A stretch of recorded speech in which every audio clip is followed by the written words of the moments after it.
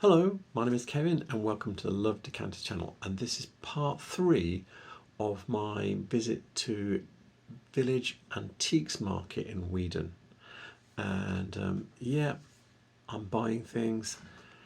I've been checking the prices of things there. If I was a dealer, I would have gone away with like a pallet load of glass, because when I compare the prices against what I'm seeing out and about, yeah, the prices are really good.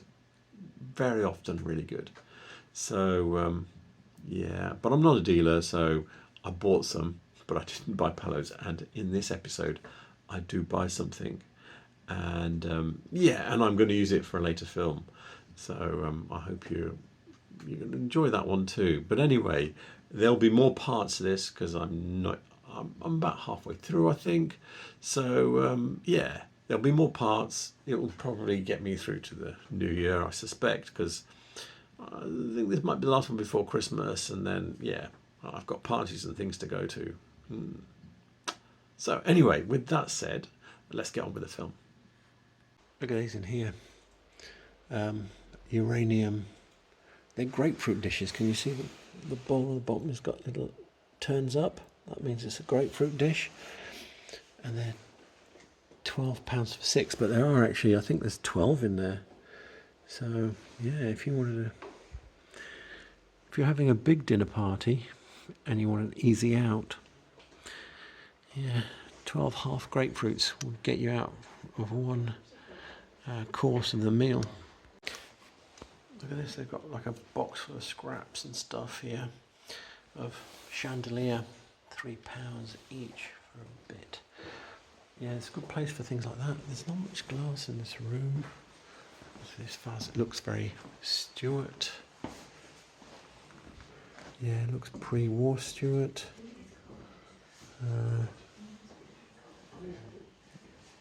Vase, £4. It's a bit dirty. I can't see. Oh yeah. Can you see there? Stuart England. I'll look that up, see if I can find that. It looks very 1930s, so hopefully it's in those catalogues. Oh, there's a bit more glass over the back here. I'll get around and have a look at that. This is the Stuart Crystal 1938 catalogue that I have downloaded from the Stuart Crystal Collectors Facebook group. And yeah, so this is the vase that we were looking at, with the square base. Can you see with the lines through it? So this is 1938. Now the number here, I've only got 1927 catalogue, and the number here is kind of like, because it's like 25,000, blah blah blah. The numbers that I've floated through the 27 catalogue, the numbers go up to about 23,700 something. So it's about 1,500 behind here. So I think this is really an early 30s design. One of the things that's interesting, you've got all these ones here with this square base. None of the ones in 1927 had a square base. So obviously this is a 30s innovation with this square base. I know it's been picked up by other as a shape, way of doing things. Bagley have a decanter that's got a square base like this. Even though it's pressed glass, I don't know who's the follower and who's the leader in this. But yeah, this is a style that's obviously come in the 1930s, because I can't see it at all in the 1920s catalogue. Bit more. Oh, it's got one of these blibbies on it. Prince of Wales invested in 1969. So this is a Dartington commemorative glass. There you go. With the 3 feathers in 1969. And then this looks interesting though. Yeah. Can you see there's like on the base just here? That's from the gadget for making this. It's some sort of probably ale glass or something like that. Looks very, probably Edwardian or something. It's quite nice. Like the, how much is it, by the way? £3. And if you look at the colour, you can see if you look at the colour of that edge there and compare it with that edge, you can see, yeah, this is an older piece. Yeah, because colours improved over time. I don't think it's, looking at that, I think this actually might be more mid-Victorian. It's very light though. Yeah, unsure of it. I did say it's a good place to come if you want bits, and yeah, look at all this. And they're like £1, £2, £3. None of it's expensive. So if you're looking for something, this is a, if you've got a handle missing, this is a really good place to come. I've come down to the bit, yeah, there's no glass in this bit, but this is see, it goes up the hill, that bit that I was showing you from outside. Yes, lots of furniture. So I'm coming a little bit here in this little cupboard, bit of glass. That's quite interesting, little mixing tumbler. You can see it's got a little pouring lip. Yeah, but it could be any age. It could be Victorian, right through to pre-war. They were making this kind of tumbler. I can show you them in the, probably in some of the Sowerby catalogues, and I'll show you, maybe not with the pouring lip, but this time tumbler with the facet base. Yeah, a lot of them made.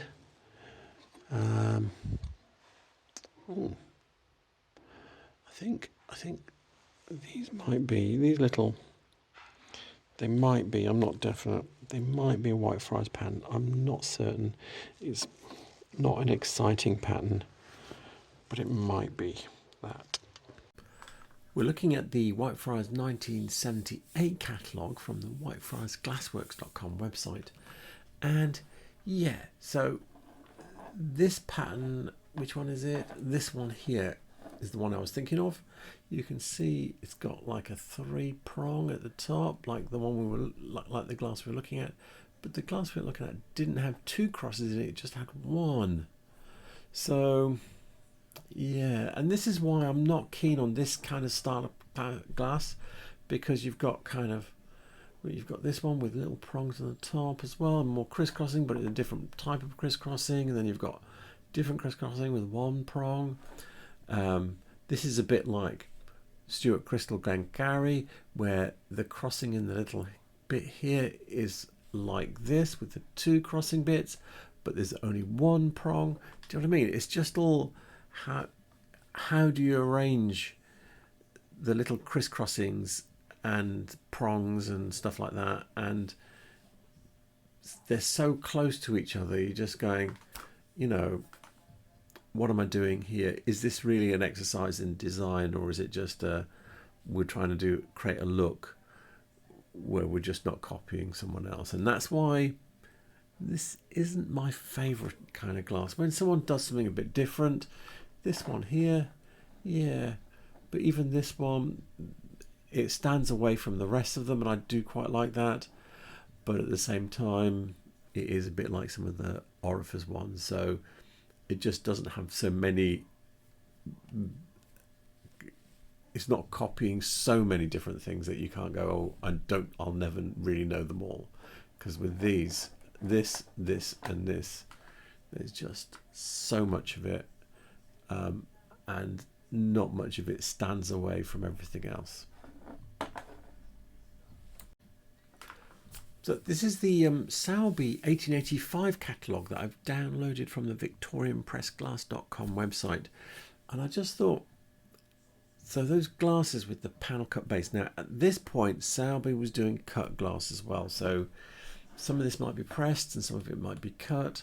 But I just wanted to give you an idea. So glasses with the panels cut around the base. Yeah, some of those different shapes and sizes. You've basically got your choice here of how big would you like the panels to be, how thick, how tall, because you've got there's so many different ones. And how thick would you like the glass to be? There's another one, little narrow ones, and yeah, you can see there's just so many variations on the same panel cut glass theme.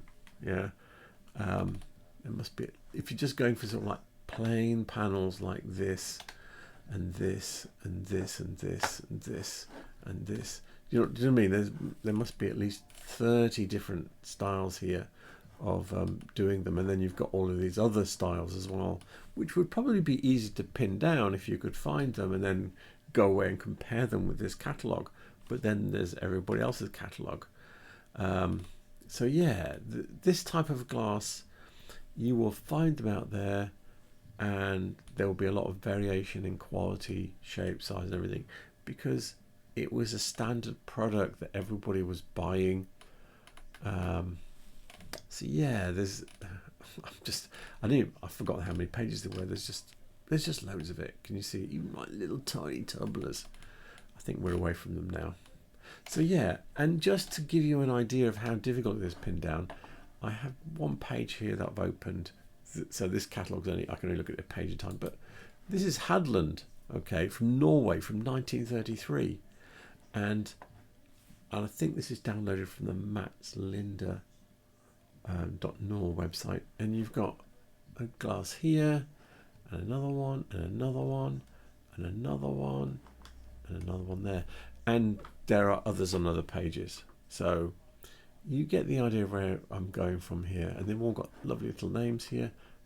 Oh, just look at this, Carl Gustav. That's the name.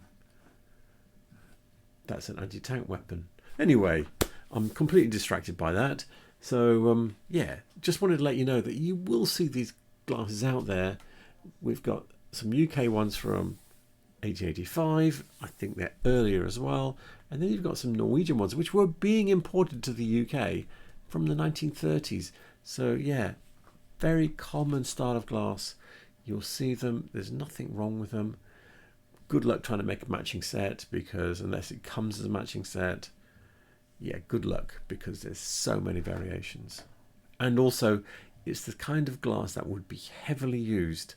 So someone might have originally bought 2 at 12, but there's probably only one left. This is the whitefriarsglassworks.com website with the 1860 catalogue.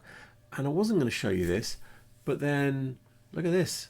I was just looking for something else, and these popped up. Look at that. More of the same glasses from 1865. So now we're talking, 70-year period. I could probably go back further if I could find more catalogues and get even older ones. Yeah, these glasses were made for, this style of glass was made for a very long time. Just over, this is the piece that caught my eye here. Yeah. Oh, it's got a polished pontle.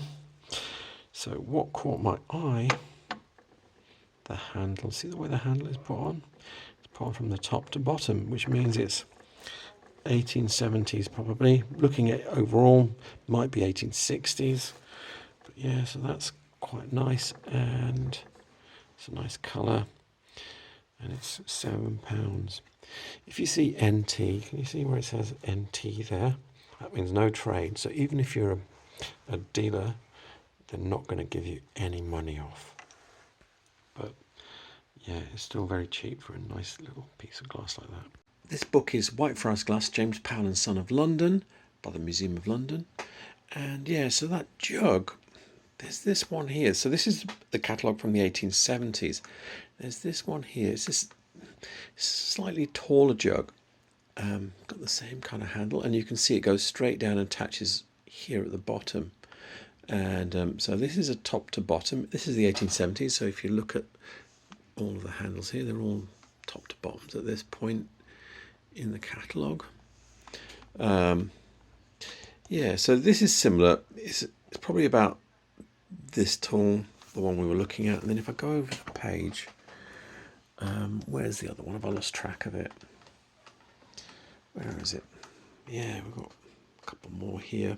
This one's got a foot on it, but it's got a pouring lip, but the same handle. It's the same style. Actually, that one is very close to what we were looking at, but again, you can see it doesn't have a pouring lip, so it just goes round at the front. So some of the jugs of this type just go round at the front. This one's too round, but they all have this same handle that goes across and touches at the bottom.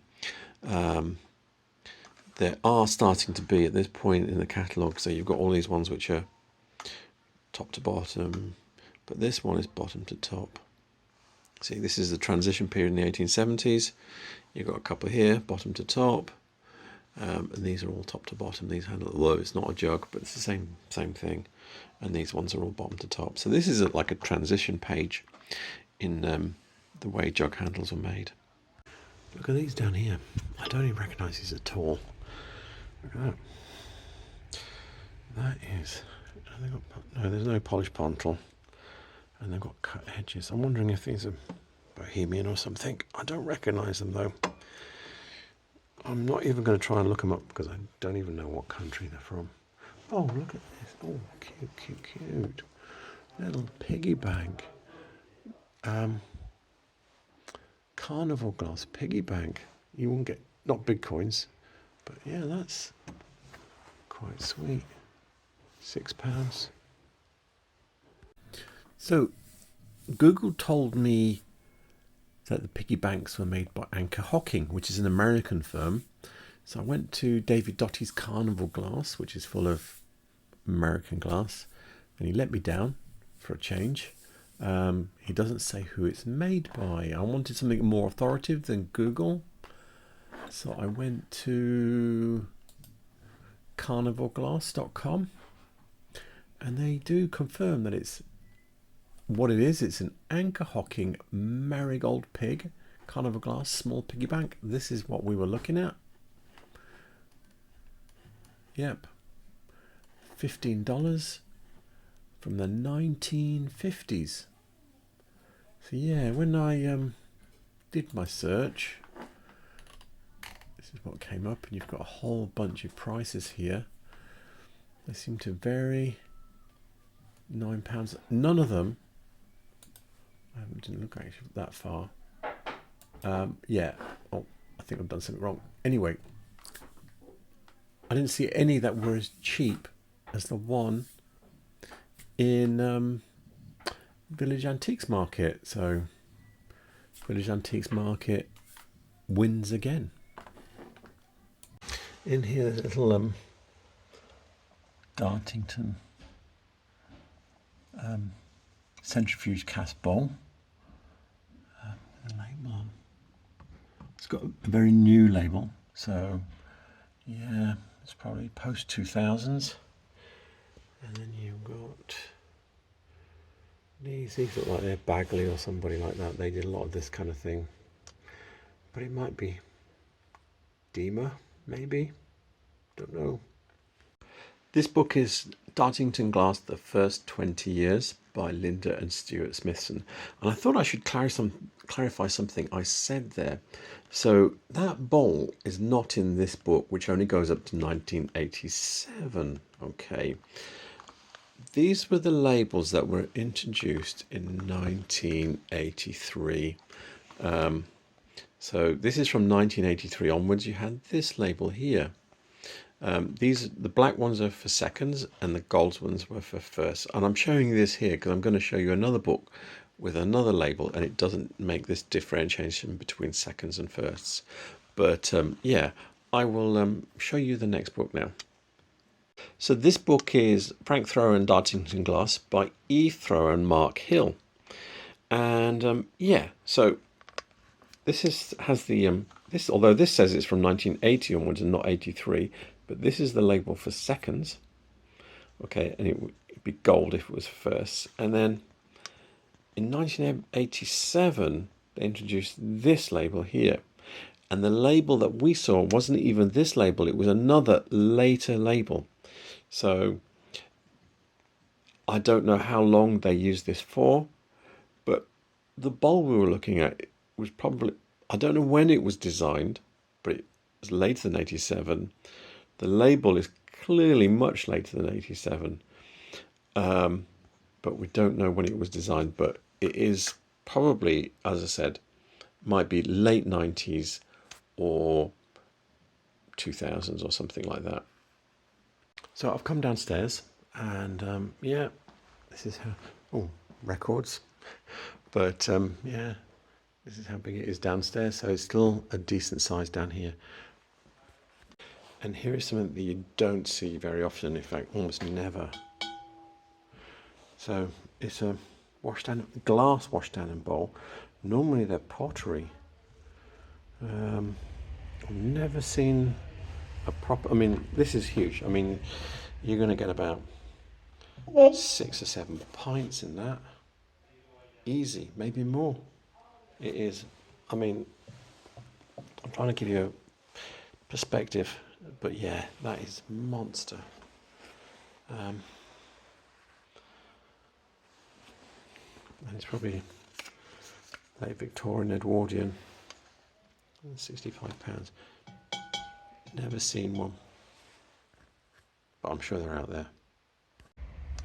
So I've got a few compots and bits and pieces here, and there's one that's, I don't reckon, I mean there's pears actually, there's that one and that one are a pear, and then the rest of them are odds apart from this pear here. I don't reckon apart from the uranium ones. So those two, they're Sowerby Oxford pattern. Remember the jug upstairs? I think that's the same pattern. So yeah, they're quite good. And they'll probably be pre-war. And they're uranium glass, which gives them a bit of a premium. And how much are they? If I can reach in without causing a disturbance. What was it, £10, £7. So they're coming down in price. So I'm looking at the Sowerby 1936 catalogue that I downloaded from the Victorian Press Glass website. And yeah, so the compot here is not the same. You can see the one we saw had the scalloped edge. The reason you can see it has this 4-pronged star that you see from the reverse when you're looking at this pattern. It's not so clear here. But that's what you can see it here. This, when you don't look at this, at the circles, and you look at the bit between the circles, you can see it's like a 4-pronged star. I'm less certain now because the ones they don't have scallop edges, they have serrated edges like this. Yeah, you can see that's a bit scalloped, but then that's not.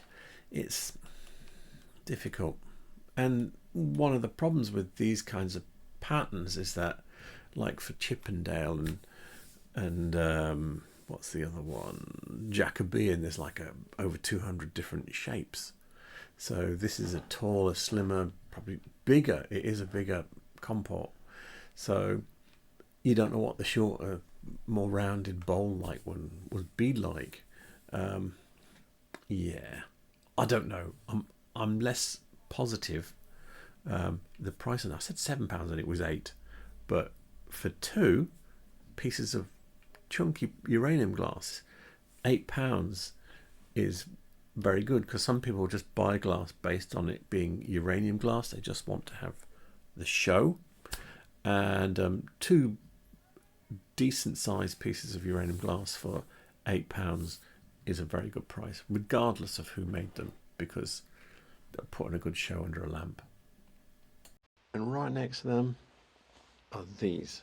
Okay, so what do I do here? These are John Walsh Kenilworth pattern glasses. Yeah.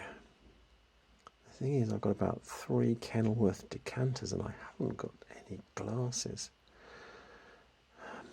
Hang on, let me just check. I didn't actually check the price. I just looked at them and went, oh yeah, there's those. I know what those are. Oh, these have come down in price as well. They're down to £20. Oh, they are a very good price. Those might be coming home with me to go and live with some decanters. So seeing as I've got glasses and I've got decanters now, I will do a specific video for Kenilworth. But for now, I thought I should highlight why I was a bit excited. Now, there aren't that many sort of like cut glass patterns by English makers which stand out price-wise and you get a good price for. But Kenilworth by Walsh Wolf seems to be one of them. I don't know exactly why. It does look quite good, I think, quite stylish. It has a sort of, to me, it has like a classical Roman look to the design. But anyway, yeah, this is the glass, or the glasses that I was buying. They're on here for $26.99. You can save up to 10% if you buy loads. You can see what kind of money the decanters are at. Let's go sold items just to see what we've got here. Yep, and they are actually selling. Some sold for in September there. There's only 3 things sold here, but you can see for $26.99. Yeah, they're not common, but they are out there to be found. And if you announce that they're out there, hopefully more people will find it and make their fortune, so to speak. But yeah, it does sell for decent prices, and yeah, I don't know why. The rest of the Kenilworth stuff looks to be trainers. Don't know why. It's another one of those mysteries. But anyway, I will do a full video on this glass pattern, and I'll show you what's in the book and everything, and show you the glasses and the decanters I've got. Murano geode bowl. But I've seen this before. I've seen this. It's pressed though, so maybe I haven't. It's, or have I? That's a difficult one. Yeah. Oh, actually, this is nice. Little. Look at that little slag glass. It's got a mark on it. No. Slag glass pressed. So that's Victorian. It says possibly Sowerby. I will try and find that in the catalogues because we've got a whole bunch of Sowerby catalogues. This is the Sowerby 1874 catalogue, downloaded from Victorian Press Glass website. And yeah, so this is the salts that they have. There's a lot, okay, and that's why you do see so many of these open salts, because they are fairly chunky lumps. And the salt that we're looking at is like a cross between 2 of them on here. This one here, yeah, it's a bit more upright than this one, and it's got a little bit of a pedestal like the one that we're looking at. But then there's this one, so the top of the bowl was more shaped like this, but with a little bit of a pedestal on the bottom. So is it Sowerby or not? Don't know. I have pressed forward, so to speak. Yeah, that's a great pun. And looked through a number of catalogues. By the this is 1892. The style seems to have changed. There's no more that are kind of close to it anymore. So I think we are talking an earlier piece. So we're talking, 1880, 1874, 1880s or something like that, rather than 1890s. So we're talking mid-Victorian. Also, the colour that I think we're looking at. So there's this lovely 1880 colour catalogue here. And this is brown malachite. They do blue, and then they've got other colours, and jet, that's black, and vitro porcelain, which these would be white, and more. So I think what we were looking at is brown malachite. We can't pin it exactly, but I suspect also that it's possibly Sowerby, and stylistically fits into that mid-Victorian as opposed to late Victorian. I don't think it's from looking at what you're getting in by the 1890s doesn't seem to fit with that style. So, as I said, bargains. Anyway, if I don't do any more films before Christmas, have a very Merry Christmas, yeah? Enjoy it. If you bought some glass for yourself, enjoy it. Get your glasses out, have a good drink out of them, because that's what they're for. I'm going to have services of glasses out for Christmas. I've got a lot of people coming, and so I'm planning on having a very Merry Christmas, and we're going to play with a lot of glass during the Christmas. And so with that said, all the references I use will be in the description below. The references and contact details for Village Antiques Market in Weedon will be in the description below.